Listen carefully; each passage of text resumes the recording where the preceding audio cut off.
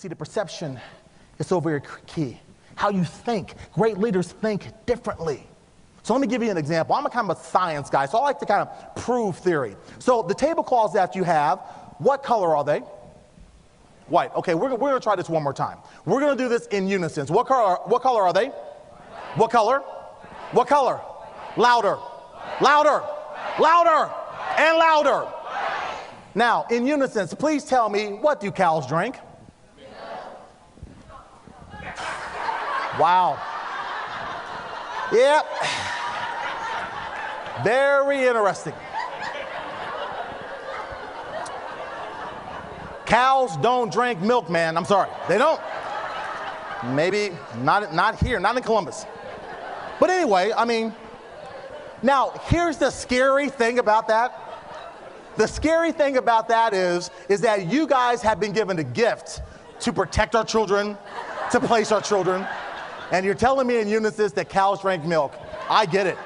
And some of you guys said it with attitude. And one of them was like, milk? What you mean, what cows drink? Milk? No, they don't. So what? I'm just saying. So sometimes people say, well, Mark, baby cows do. But a baby cow is not a cow. It's a calf. In a matter of seconds, I got intelligent, loving people dedicated to placing kids telling me, but it's okay.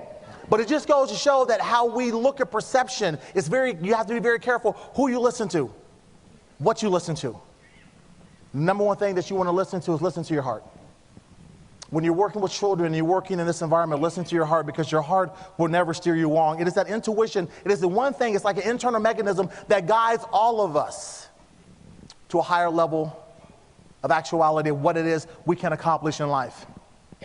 And as my time starts to wind down, I'll share this with you. The belief level in what it is you do is so very crucial. So in the mid-'60s, when President Kennedy came to the world, he says, ladies and gentlemen, we're going to go to the moon. Do you know how absurd that sounded at that time? That we were going to build some contraption. At that time, we didn't have the technology, that we were going to build something that was going to get us from Earth to the moon. But his belief and his ingenuity in putting the idea together that was possible, we know the result of that we ended up on the moon.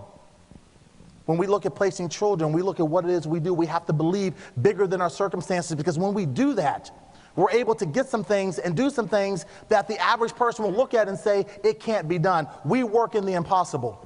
But sometimes we have to see the invisible first to accomplish the impossible. I'm here and I dedicate my life to you guys because everything that I do centers around greater sense of service, a greater sense of purpose, a greater sense of passion, which leads us to the last P, and that is presence. Why are you here? Not at this conference, but why are you here on this planet? All of you have been given a gift. All of you guys are volunteering your time to do this work. You could be doing anything else, but yet you do this because it is a greater sense of purpose, and you do it enthusiastically with passion because you showed up and you're here. You matter. That's all the thing people want to know at the end of their life is, what did I do? Did I matter? When I used to work a lot with hospice, I'd ask people who were on their deathbed, what are you thinking about right now? And 99.9% of them would never talk about the money in the bank account. They would never talk about that. They wanted to know, did I matter? Did I matter? Did I show up to do something? Did I tell everybody that I loved them? Did I give all the hugs that I could give? Did I mend old relationships? Did I learn to forgive? Did I do everything and live everything as to the best of my ability? Did I show up? Did I do something better and bigger?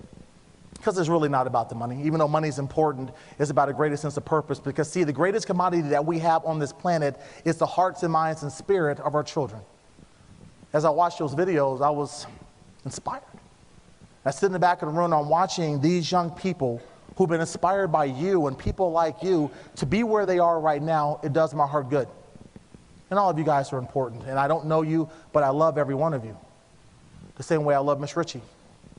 And there was a point in my life when I never thought that I could ever tell anybody that I loved them because I thought that was not macho to do. It's not a guy thing. I love you. And I mean that sincerely from my heart. My kids, the foster kids I work with, the adopted kids I work with, every time I interact with them from either here in America or even when I go to Canada. Any Canadians in the room? What are Canadians? Okay, a few. Okay, Canadians. Tim Hortons, yes. Okay. Only Canadians understand that, all right?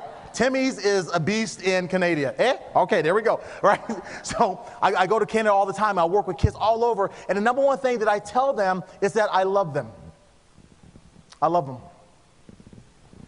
I spoke to a group of kids a year ago, and this young lady comes up afterwards, and she says, Mr. Garrett, she says, thank you. I said, thank you for what? She says, you know what my plan was today? I said, no. She says, my plan was to come to this conference that I didn't want to be at. And I was going to go home, and I was going to kill myself today. And she pulls out this letter, and she says, here's my suicide letter. I want you to take it, and I want you to destroy it for me, because after hearing you today, I don't want to die anymore. I want to live. And that young lady is now still living, still breathing, still striving, because somebody in 1977 cared about me enough to tell me what was possible.